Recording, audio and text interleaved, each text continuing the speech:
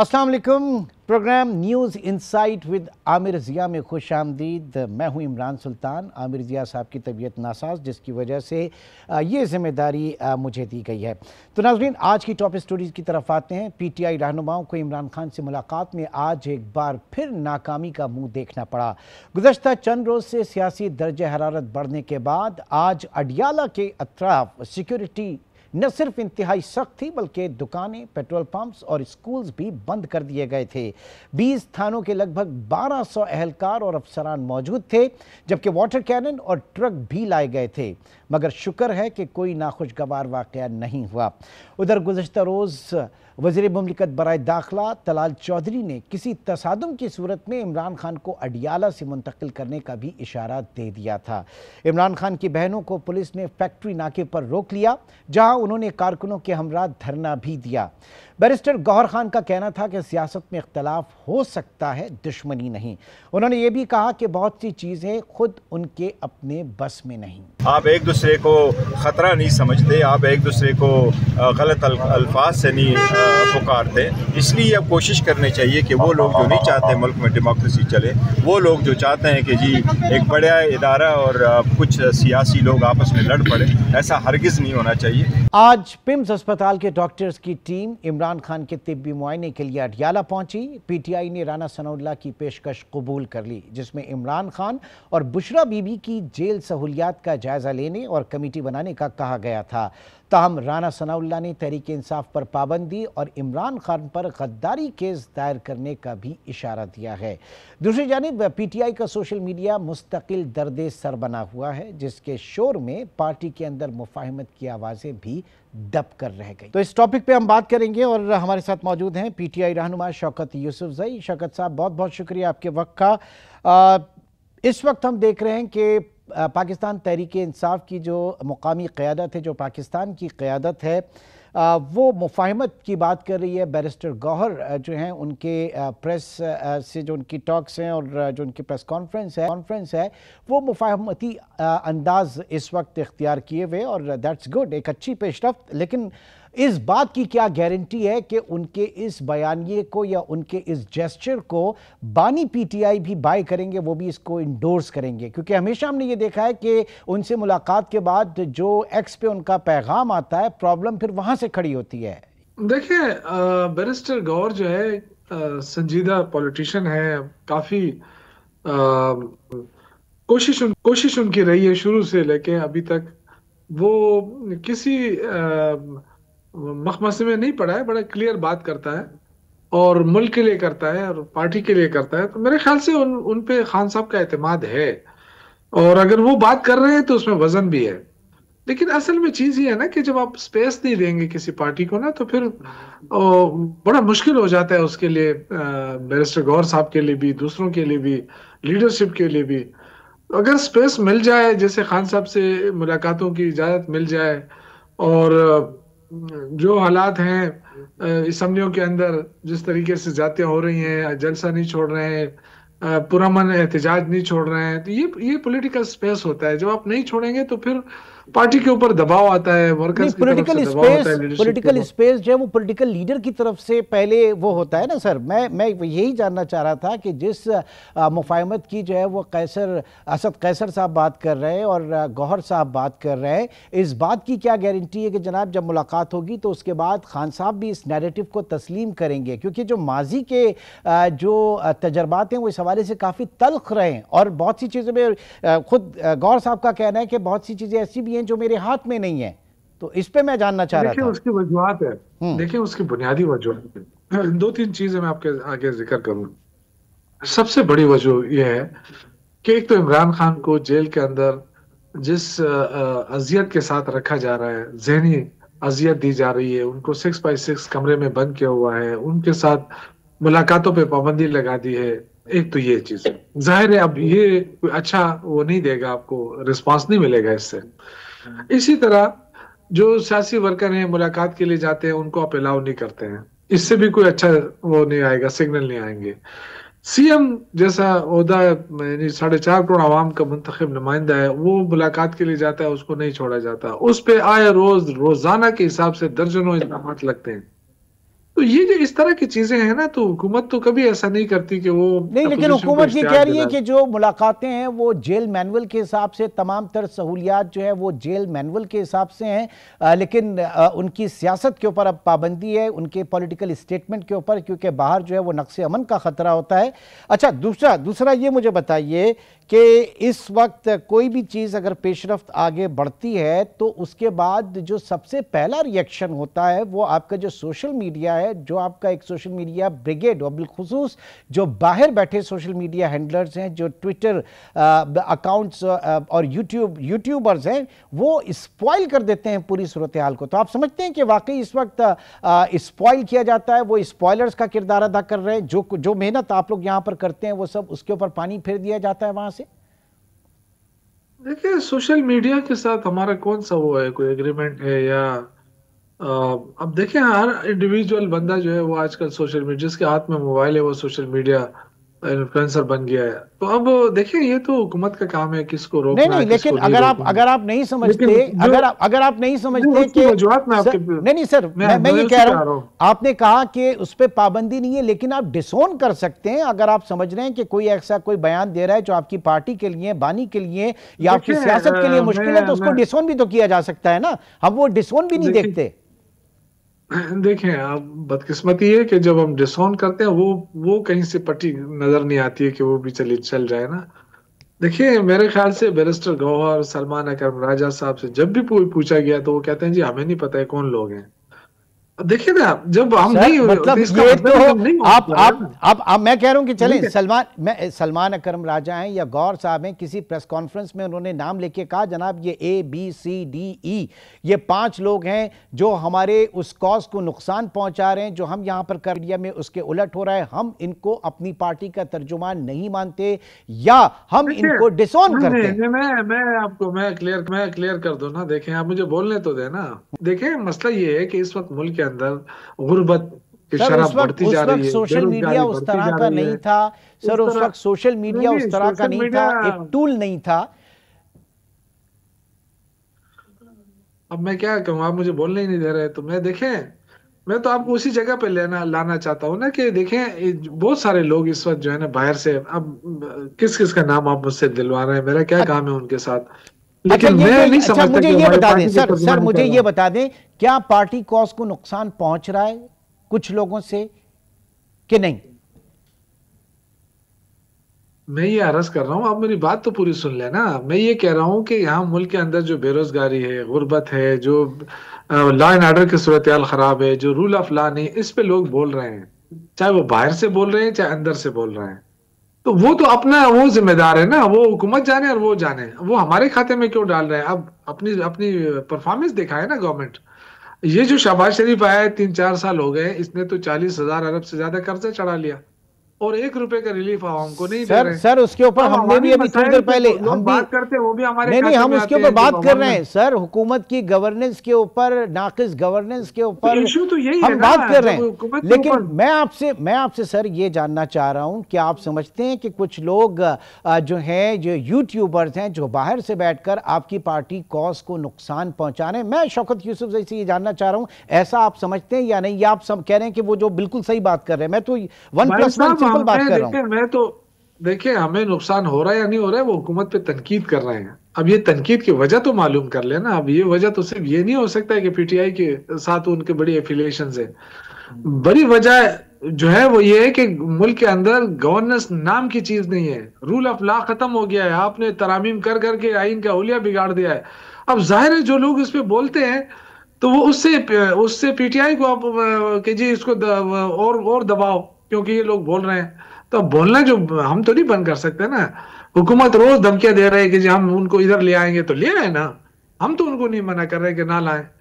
رانا ثناء اللہ صاحب، ظاہر ہے کہ انہوں نے خان صاحب اور بشرا بی بی جو ہیں ان کے جیل میں سہولیات کے حوالے سے ایک کمیٹی کی بھی بات کی اور اس کا جو ہے وہ خیر مقدم بھی کیا گیا، لیکن ساتھ ہی ساتھ وہ پارٹی پر پابندی کی کا بھی انہوں نے اندیا دیا ہے اور اس کے ساتھ ساتھ عمران خان جو ان پر غداری کے مقدمے کا بھی اندیا دیا ہے۔ آپ کس طرح سے دیکھ رہے ہیں اسے؟ ये हुकूमत की नाकामी की आखिरी हद होती है। जब कोई हुकूमत अपने बयानिया में फेल हो जाती है ना, तो दूसरे को गद्दार करार देना शुरू कर देती है। आप तो मेरे से ज्यादा तारीख पढ़ी होगी। अब देखें जेल मैनुअल क्या कहता है।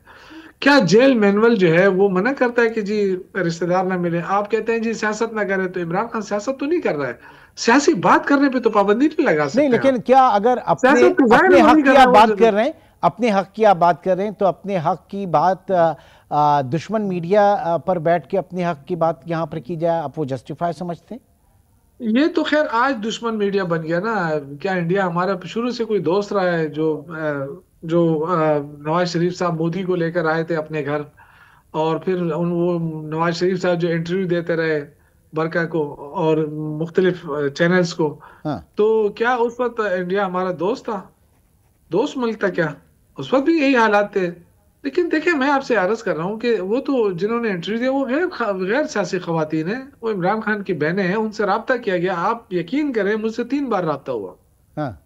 मुझे 3 बार राब्ता हुआ कि जी आप इस पे बात करें। मैंने इनकार किया, मैंने कहा नहीं, मुझे जरूरत नहीं है। हम्म। क्योंकि मैं सहाफत में रहा हूँ, सियासत में रहा हूँ, मुझे पता है। लेकिन अच्छा, वो आप ये समझते हैं कि ख़वातीन की जो आपने बात की वो प्योरली गैर सियासी हैं, और अगर वो गैर सियासी हैं तो इस वक्त मौजूदा सियासत में किसी किस्म का कोई उनका अमल दखल नहीं है सियासी माहौल में? देखिए, वो अपने भाई के लिए स्ट्रगल कर रही हैं, बिल्कुल उनके लिए आवाज उठा रही हैं, ये उनका हक बनता है। अब ये तो कोई नहीं छीन सकता ना कि आप सियासत नहीं कर रहे तो भाई के लिए आवाज भी ना उठाएं। ठीक। ये कौन सा कानून है, कौन सा वो नहीं है? नहीं, मैं मैं तो तो आपसे सिर्फ कह ये रहा हूँ ना जानना कि चाह रहा था हुकूमत क्योंकि हुकूमत जो है ना, हुकूमत जो सख्तियां कर रही है ना, मैं तो आपसे अर्ज कर रहा हूँ कि जो हुकूमत कामयाब हुकूमत होती है ना, वो कभी भी सख्तियां नहीं करती है, वो नहीं, तो रिलीफ इस देती है ये अवाम को। आपके दौर सख्तियां में वहां शुरू हो तहरीके जाती हैं जहाँ तहरीके हुकूमत इंसाफ, नाकामी की तरफ सर जाती है। तहरीके इंसाफ के दौर में आप समझते हैं कि वहां पर सियासी कैदी नहीं बने थे, सियासी जो है वो पॉलिटिकल विक्टिमाइजेशन नहीं हुई थी? इसी तरह नवाज शरीफ की जो साहबजादी हैं वो आप खुद नवाज शरीफ साहब, फिर शहबाज शरीफ साहब, फिर शाहिद खाकान अब्बासी साहब, यू जस्ट नेम एक तवील फहरिस्त है ऐसे लोगों की जो पॉलिटिकल विक्टिमाइजेशन हुई। जी बिल्कुल हुई है, गलत हुई होगी। मैं तो देखा ना, अगर गलत तरीके से हुई तो गलत हुई, लेकिन जो इल्जामात है वो हमने तो नहीं लगाए थे ना इन पे इल्जामात तो पीपल्स पार्टी ने लगाए थे कि फलाने इतने करप्शन किए, फलाने इतने करप्शन किए। वो कैसे चल रहे थे उसी में उनको अंदर कर दिया गया। अब वो इल्जाम लगाने वाली पीपल्स पार्टी थी, हम तो नहीं थे। यानी तो बात ये है ना कि हमने कौन सा अपना केस बनाया था इमरान खान की तरफ से कि जी फलां पे अपनी तरफ से केस बनाओ? यानी आप ये कह क्या रहे हैं यही कि मरियम साहिबा? आपके टेनियर में किसी किस्म का कोई सियासी मुकदमा नहीं बना, आप ये कह रहे हैं? देखिए, हमारी अपनी तरफ से नहीं बना था, नैब को आजाद किया गया था, नैब ने उनको पकड़ा था जिनके केसेस चल रहे थे। नैब ठीक है, वाकई आजाद हमने था? नहीं रोका था। सर, नैब वाकई आजाद था? मुझे नहीं पता आजाद था नहीं आजाद था, मैं तो फेडरल गवर्नमेंट में नहीं होता हूँ, मैं तो यहाँ सूबे में होता हूँ। और बदकिस्मती से जो डील कर रहा था हमारा वो शहजाद अकबर, हाँ। वो डील कर रहा था। मैं उसको बदकिस्मती कहूंगा, ये ठीक है। ज्यादा हम और क्या कह शहजाद सकते हैं। अकबर साहब आजकल जो कर रहे हैं उसको आप क्या कहेंगे? वो आप ये कहेंगे कि जनाब पाकिस्तान में जो शहजाद अकबर जो कर रहे हैं, पहले भी गलत कर रहे थे, अब भी गलत कर रहे हैं। चलें, कोई एक नाम आपने इस वक्त लिया, बहुत बहुत शुक्रिया। आप हमारे साथी मौजूद हैं, हामिद अल-मशरिक मौजूद हैं, तजियाकार। बहुत शुक्रिया हामिद साहब। ये फरमाइएगा, इस वक्त पीटीआई की जो मुकामी क़यादत है वो मफाहमत की बात कर रही है, लेकिन सवाल मेरा फिर भी यही है कि इस बात की क्या गारंटी कि बानी पीटीआई से जब मुलाकात होगी तो वो इस नैरेटिव को बाय करेंगे, इसको इंडोर्स करेंगे, और उससे भी बढ़कर जो पीटीआई का बैरून मुल्क सोशल मीडिया है वो उसको सबटाज नहीं करेगा, वो उसको स्पॉइल नहीं करेगा? मशरिकी साहब। बिल्कुल इमरान साहब, बहुत शुक्रिया, आपने बिल्कुल दुरुस्त बात कही। सबसे बुनियादी मसला यही है कि जो पीटीआई का बैरून मुल्क मीडिया है या सोशल मीडिया है या सो कॉल्ड एनालिस्ट है, वो मुसलसल सूरत हाल को खराब किए जा रहे हैं, और वो ये नहीं समझ पा रहे कि इससे वो कोई ना तो पीटीआई की कोई मदद कर रहे हैं, ना खान साहब की रिहाई में कोई मदद कर रहे हैं, ना ही मुल्क के लिए कुछ बेहतर कर रहे हैं। ये सब कुछ जो है ये ना तो मुल्क के लिए अच्छा है ना पीटीआई के लिए। और मैं तो ये समझता हूँ कि पीटीआई के लिए बड़ा जरूरी है कि उनसे अब लाताल्लुकी का ऐलान एग्जैक्टली मैं यही जानना चाह रहा था कि वो अगर इसका इदराक नहीं कर रहे तो पीटीआई पाकिस्तान जो है वो खुद क्यों इदराक इस बात का नहीं कर रही, उसको डिसएसोसिएट क्यों नहीं कर रही? क्या वजह है, क्यों नहीं कर पा रहे? میرا خیال یہ ہے کہ ان کو شاید ابھی تک ایسے لگتا ہے کہ شاید سوشل میڈیا کے اوپر شاید ان کی ایگزسٹنس اس کی وجہ سے ہے، جبکہ یہ ان کو سمجھنا ہوگا کہ سوشل میڈیا پہ ان کی جو ایگزسٹنس ہے وہ بھی نقصان سے دوچار ہو رہی ہے۔ اور سچی بات ہے کہ جو DGISPR کی پریس کانفرنس ہوئی ہے اس کے بعد تو ایک بڑا کھلا پیغام، کھلے واشگاف الفاظ میں یہ بات سمجھا دی گئی ہے کہ اگر آپ مشرقی صاحب آپ کی آواز تھوڑی سی منقطع ہو رہی ہے۔ میں لاسٹ میں آپ سے یہ بھی جاننا چاہوں گا کہ اس وقت رانا ثناء اللہ صاحب جو ہیں انہوں نے اس بات کا بھی اندیا دیا کہ جناب پارٹی پہ پابندی بھی لگ سکتی ہے اور پھر عمران خان جو ہیں ان پر غداری کا مقدمہ بھی قائم ہو سکتا ہے۔ کیا ہونے جا رہا ہے؟ کیا حکومت واقعی اس پہ پرسو کرے گی؟ حکومت کے لیے آسان ہوگا پارٹی کو بین کرنا؟ دیکھیے، میں یہ سمجھتا ہوں کہ بین کرنا کسی بھی صورت شاید مسئلے کا حل نہ ہو، کیونکہ ہم نے ماضی میں بھی دیکھا کہ بہت ساری 70s میں بھی سیاسی جماعتوں کو بین کیا گیا اور اس کا کوئی خاص فائدہ نہیں ہوا، بلکہ الٹا جو ہے وہ میں سمجھتا ہوں کہ پبلک پرسیپشن خراب ہوتی ہے۔ اور مجھے یہ ایسے لگ رہا ہے جیسے کہ حکومت کو بھی چاہیے کہ وہ کوئی نہ کوئی اس کو PTI کو کوئی ایسا سیف راستہ دینے کی بات کرے جس کے اندر کچھ شرائط ہوں کہ جی ہر حالت میں کوئی بھی ملک دشمن بات نہیں کی جائے گی۔ میں یہ سمجھتا ہوں کہ بانی PTI کو بھی یہ سمجھنا ہوگا کہ ان کے لیے بھی اب کوئی آپشنز نہیں رہے، اور میں نے تو یہ 6 ماہ پہلے ایک آرٹیکل میں بھی لکھا کہ ریکنسیلیشن اور مفاہمت کے لیے PTI کو 6 تجاویز بھی دیں جس کے اندر موجودہ حکومت کو چلتے رہنے دینا چاہیے، اور سب سے بڑی بات یہ ہے کہ اپنا جو ٹویٹر یا سوشل میڈیا ہے اس پر مکمل طریقے سے ایک چیک اینڈ بیلنس رکھا جائے، اور کسی بھی حالت میں اس طرح کی زبان استعمال نہ کی جائے جس سے دشمن کوئی فائدہ اٹھائے، یا سب سے بڑھ کر یہ کہ ایک پوائنٹ آف نو ریٹرن پہ کسی صورت بھی کسی سیاسی جماعت کو، کسی شخصیت کو نہیں آنا چاہیے۔ اور اس کی میں سمجھتا ہوں کہ خان صاحب کو اس میں لچک دکھائیں تو ان کا بھی سیاسی مستقبل اس میں اسی سے جڑا ہوا ہے۔ پاکستان میں ماضی کی مثالیں بھی اسی طرح کی ہیں، اور ظاہر ہے کہ وہ جو تجربات ہیں انتہائی تلخ رہے ہیں، تو ظاہر ہے کہ پھر دوسرے ماضی کے جو تجربات ہیں ان کو سامنے رکھنا ہوگا۔ بہت بہت شکریہ، حامد المشرقی صاحب ہمارے ساتھ موجود تھے۔ ناظرین، ایک چھوٹا سا بریک ہے اور بریک کے بعد ہم جائزہ لیں گے پاکستان کی معاشی صورتحال کا۔ IMF نے قرضوں کی 2 اقساط ہمیں دے دی ہیں، لیکن اس کے لیے بڑی کنڈیشن ہے، اور وہ جو کنڈیشن ہے کچھ ہماری اپنی رپورٹس ہیں جو کہ اس وقت اشارہ کر رہی ہیں کہ کہاں کہاں پر ہم غلط ہیں اور کہاں کہاں پر ہمیں صحیح ہونے کی ضرورت ہے۔ اس کے اوپر ہم بات کریں گے۔ مفتاح اسماعیل صاحب ہمارے ساتھ موجود ہوں گے۔ ایک چھوٹے سے بریک کے بعد دوبارہ ملتے ہیں۔ Welcome back. IMF نے پاکستان کی $1 ارب 29 کروڑ کی 2 اقساط منظور کر لی ہیں۔ یہ منظوری حکومت کی governance and corruption diagnostic report سے مشروط تھی۔ اس کی سفارشات پر عمل کتنا ہوگا، یہ بہت بڑا سوالیہ نشان اس کے اوپر ہے۔ اور دوسری جانب ہم دیکھ رہے ہیں کہ ٹرانسپیرنسی انٹرنیشنل پاکستان نے کرپشن پرسپشن سروے 2025 جاری کیا، جس میں پولیس کا شعبہ پچھلے 10 سال سے کرپشن میں ہر بار آگے ہے۔ اس مرتبہ بھی پولیس سر فہرست، اور پولیس کے بعد ٹینڈر اور پروکیورمنٹ، اور پھر تیسرا عدلیہ کا نمبر ہے پاکستان میں کرپشن میں۔ تو باوجود تمام تر اسٹرکچرل ریفارمز کے دعووں کے گورننس کے حالات بہتر کیوں نہیں ہو رہے، اس کی وجوہات جانیں گے۔ اس وقت ہمارے ساتھ موجود ہیں مفتاح اسماعیل صاحب، سابق وزیر خزانہ اور سیکرٹری جنرل عوام پاکستان۔ مفتاح صاحب، بہت شکریہ آپ کے وقت کا۔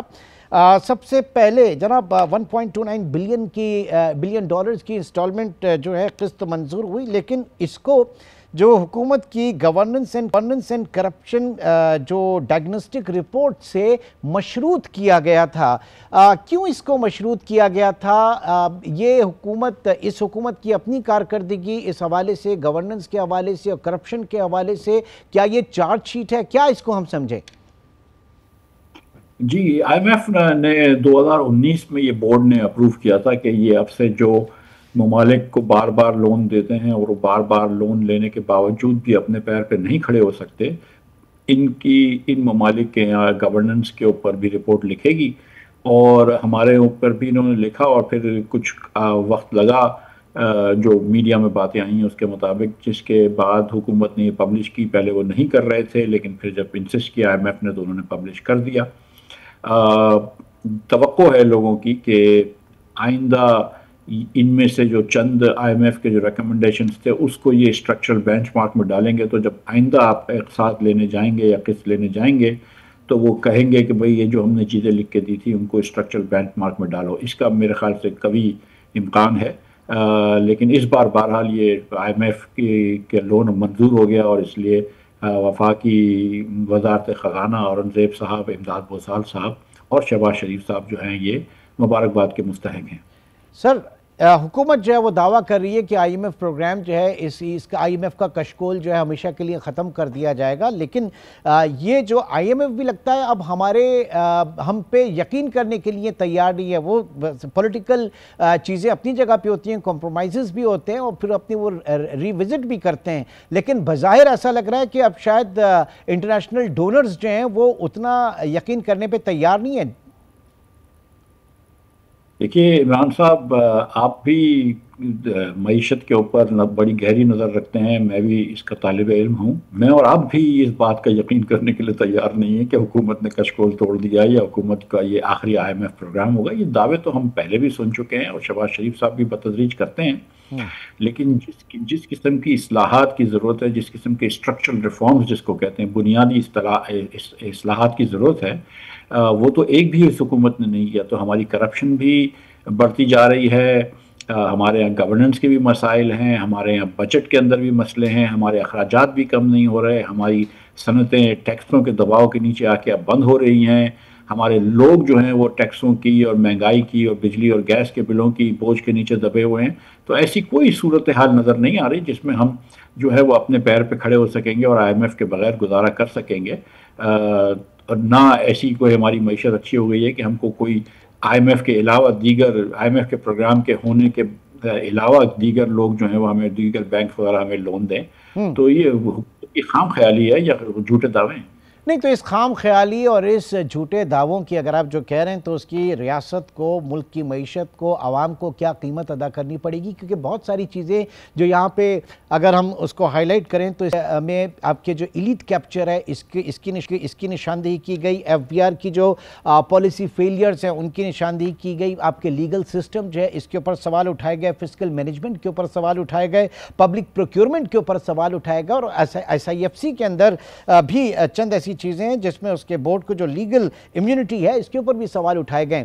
تو کہیں نہ کہیں سے تو آغاز کرنا ہوگا ریفارمز کا، یہ اسٹیٹس کو میں تو معاملات نہیں رہ سکتے مفتاح صاحب۔ کہ ایک تو یہ بات ہم کو ذہن سے نکال دینی چاہیے کہ عام لوگوں کے اوپر کوئی مزید بوجھ پڑے گا ریاستی اصلاحات کا یا بنیادی اصلاحات کا۔ عام لوگوں کے اوپر تو حکومت ہر وقت بوجھ ڈالتی ہے، 38.5% تو ٹیکس لے لیتے ہیں ہم سے، سیلری کلاس سے 60% ٹیکس جو ہے وہ کمپنیز سے لیتے ہیں، اور اس سال آپ نے دیکھا ہے کہ 60-70% ٹیکس جو ہے وہ سیلری کلاس کا بڑھایا گیا ہے۔ ظاہر ہے کہ 60-70% تنخواہیں تو نہیں بڑھی ہیں، اس کا مطلب ہے کہ آپ نے اگر 10% بھی تنخواہیں بڑھی تو آپ نے ان کی تنخواہوں سے 50% مزید ٹیکس لے لیا۔ تو آپ جو اصلاحات کی بات ہو رہی ہے کہ اگر آپ ایلیٹ کیپچر ختم کرتے ہیں، مثال کے طور پہ جو آپ نے چینی بکوا دی مہنگی، جو چینی جو آپ نے برآمد کر دی اور پاکستان میں چینی مہنگی کر دی، تو اس سے تو 25 ارب روپیہ اور پاکستان کے صارفین کی جیب سے ہر ماہ جا رہا ہے مل والوں کو۔ اگر یہ آپ چینی کا ایسا نہیں کرتے نظام تو کوئی عوام کے اوپر بوجھ نہیں پڑتا، عوام کو تو 25 ارب روپے کی ریلیف ملتی۔ ہاں کچھ ایلیٹ لوگوں کے اوپر ظاہر ہے کہ ان کو یہ 25 ارب روپے کا منافع ماہانہ کم ہوتا۔ اسی طرح بہت ساری اور ایسی چیزیں ہیں کہ جو حکومت کو کہہ رہے ہیں لوگ کرنے کا، IMF کہہ رہی ہے، مثال کے طور پر انہوں نے کہا کہ ایگریکلچر ٹیکس جمع کرو، اس سال بھی صوبوں نے مؤخر کر دیا، پچھلے سال بھی نہیں کیا۔ اب آپ یہ سوچیں نا کہ 1000 ایکڑ کی اگر کسی کے پاس اراضی ہو تو اس کے اوپر ٹیکس نہیں ہے، لیکن اگر کوئی 60,000 روپے تنخواہ دار کما رہا ہے تو اس کے اوپر ٹیکس ہے، تو یہ زیادتی ہے نا۔ بالکل، اس کے اوپر کوئی یہ انکم ڈسپیرٹی، یہ ٹیکس ڈسپیرٹی ہے سر۔ دوسری چیز میں یہ جاننا چاہ رہا تھا کہ اس وقت جو کلیم کیا جا رہا تھا اس حکومت کی طرف سے، اور ظاہر ہے کہ یہ تسلسل ہے پچھلے 3 سال سے کہ ہم اکانومی کو ڈاکیومنٹ کریں گے۔ آپ نے دیکھا ہوگا کہ ہول سیل اور ریٹیل سیکٹر کے اوپر بڑی جو ہے وہ ڈرائیو چلائی گئی، لیکن اس کا نتیجہ کیا رہا؟ تو یہ سارے کمپرومائز کہاں پر ہوتا ہے؟ جو ہم ہارڈ کور اکنامک ڈیسیشنز جو ہیں وہ پولیٹیکلی کمپرومائز ہوتے ہیں، اور پھر یہی ساری ایلیٹ کلاسز جو ہے یہ ایک پولیٹیکل کیپٹل ہے، تو اس سے تو شاید کوئی بھی جماعت نہیں نکل سکے۔ ہم نے اور سیاسی جماعتوں کو بھی دیکھ لیا اور اس حکومت کو بھی دیکھ رہے ہیں، تو سب کے کم و بیش ایک ہی ڈگر ہے سب کی۔ سر نہیں، ایلیٹ کیپچر تو تینوں پارٹی میں موجود ہے۔ آپ چینی کا ایگزامپل لے لیں کہ چینی پہ جو یہ جو IMF نے اگزامپل دی وہ 2019 سے اگزامپل دی، جبکہ عمران خان صاحب کی حکومت میں یہ ہوا تھا کہ آپ نے چینی کے صنعت کاروں کو عوام کے اوپر فیور دی تھی، اس بار آپ نے پھر دے دی۔ اسی طرح آپ دیکھیں کہ جب ہم NFC ایوارڈ کی بات کرتے ہیں کہ NFC ایوارڈ صوبوں کو اتنا پیسہ مل رہا ہے جس پیسوں سے نہ تعلیم بہتر ہوئی ہے نہ صحت بہتر ہوئی ہے، بلکہ صوبے تو پورا پیسہ خرچ نہیں کر سکتے، اور وفاق کو اتنا بڑا خسارہ ہے کہ جس کی وجہ سے ہمارا ٹیکس بار بار بڑھتا ہے، تو وہ بھی کم کرنے پہ لوگ ناراض ہیں، جبکہ آپ فری میں پیسے آپ کو مل رہے ہیں اور آپ اس کے اندر مطلب جو بھی کرپشن صوبوں میں ہوتی ہے وہ تو آپ جانتے ہیں۔ تو بہت سارے ایسے مسائل ہیں اور صوبے تو ڈیلیور کر نہیں رہے، جس کی وجہ سے تعلیم صحت وغیرہ ہماری جو ہے وہ بہت پیچھے رہ گئی ہے پاکستان میں۔ تو جو اصلاحات کرنے ہیں اس کے اندر آپ کو NFC بھی چینج کرنا ہے، آپ کو جو وفاق کے اخراجات ہیں کچھ صوبوں کو بھی دینے ہیں جو کہ صوبوں کے ہونے چاہیے لیکن وفاق ان کی طرف سے کر رہا ہے، اس کے علاوہ آپ کو بہت سارے وفاق کے اخراجات کم کرنے ہیں۔ یہ جو PHDB میں آپ ہزار ارب روپیہ خرچ کر دیتے ہیں، ابھی آپ نے سنا ہے پچھلے ہفتے کہ 43 ارب روپیہ جو ہے وہ کی خطیر رقم جو ہے وہ آپ نے MNA حضرات کو دے دی ہے کہ وہ جا کے 25 کروڑ روپے ہر حکومتی MNA کو دیے ہیں۔ اب یہ تو زیادتی ہے۔ بالکل۔ یہ مجھے بتائیں سر کہ یہ جو گورننس کے معاملات ہیں ہمارے، کیا یہ جو نئے صوبوں کے حوالے سے بات چل رہی ہے یہ ایک ضمانت دیں گے؟ نئے صوبے اگر بنتے ہیں ایڈمنسٹریٹو بنیاد پہ تو کیا چیزیں بہتر ہوں گی، یا پھر معاملہ اسی طرح سے چلے گا؟ کیونکہ یہ بات یہی کی جا رہی ہے گورننس کی وجہ سے جو ہے ایڈمنسٹریٹولی نئے صوبے ضروری ہیں پاکستان میں۔ دیکھیے 40% پاکستانی بچہ جو اسکول گوئنگ ایج ہے وہ اسکول میں نہیں ہے۔ صحت کا جو حال ہے وہ آپ جانتے ہیں کہ پاکستان میں صحت کا کیا حال ہے، کتنے بچے سٹنٹڈ ہیں، کتنے بچے ویسٹڈ ہیں۔ تو جو اب اس وقت جو ابتر حالت ہے اس سے خراب تو نہیں ہو سکتے۔ اب سوال یہ ہے کہ کیا صوبوں میں اتنی شعور ہے کہ وہ PFCs کریں جس بیسس پہ NFC تھا اور ڈائریکٹ اپنے لوکل گورنمنٹس کو بننے دیں؟ کیا وہ لوکل گورنمنٹس کے اچھے لاز پاس کریں؟ ابھی پنجاب نے بھی جو لوکل گورنمنٹ کا لا پاس کیا اس میں کوئی اتھارٹی نہیں دی، فائنینشیل اتھارٹی لوکل گورنمنٹس کو۔ تو اگر صوبے اپنی اجارہ داریاں رکھیں گے تو پھر میرے خیال سے جو ہے وہ اوپر والے لوگ جو ہیں وہ نئے صوبے ہی بنوا دیں گے، لیکن اگر آپ نے اجارہ داریاں خود سے ختم کر لینی ہیں اور آپ نے خوش اسلوبی سے یہ اپنے لوکل گورنمنٹس کو امپاور کر دینا تو یہ احسن طریقہ ہوگا۔ لیکن کیونکہ اب یہ طریقہ جو ہے وہ پاکستان میں کام نہیں آ رہا، اتنا کہنے کے بعد سالوں نکل گئے، نہ پیپلز پارٹی نے کچھ کیا، نہ نون کچھ کرتی ہے، نہ PTI کچھ کرتی ہے، تو پھر کیا چارہ رہ گیا ہے؟ ٹھیک ناظرین، ہمارے ساتھ اس وقت مفتاح اسماعیل صاحب موجود ہیں اور ظاہر ہے کہ وے فارورڈ کیا ہے، اسے آگے بڑھا جائے گا، اس کے اوپر ہم بات کر رہے ہیں۔ ایک چھوٹے سے بریک کی کال، بریک کے بعد دوبارہ ملتے ہیں۔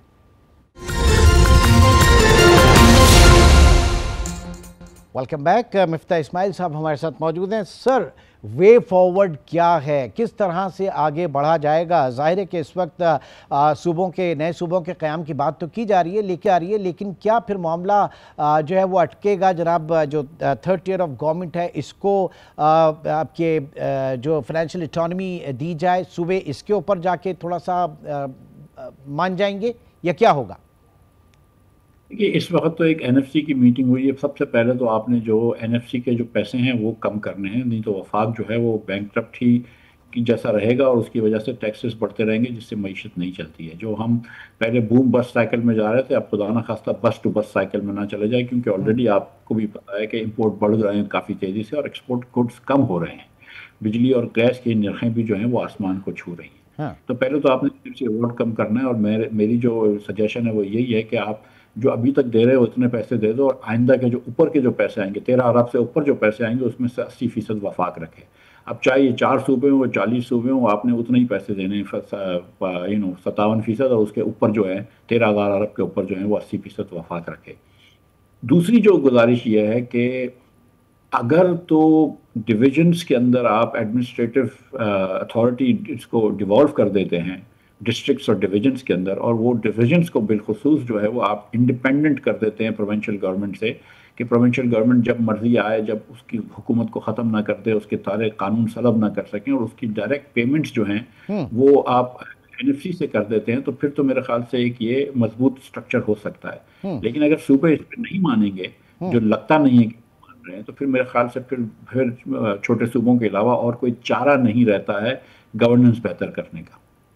ٹھیک، یعنی انہی دو پہ، اور بالخصوص اس وقت جو مور لائکلی یہی نظر آ رہا ہے کہ جناب کسی طریقے سے تھرڈ ٹیئر آف گورنمنٹ جو ہے اس کو مضبوط کیا جائے، وفاق سے وہاں پر جو ہے وہ ایلوکیشن کی جائے، یا جو جس طریقے سے پروونشل فائننس کمیشن جو ہے اس کو نیچے ٹرانسلیٹ کیا جائے۔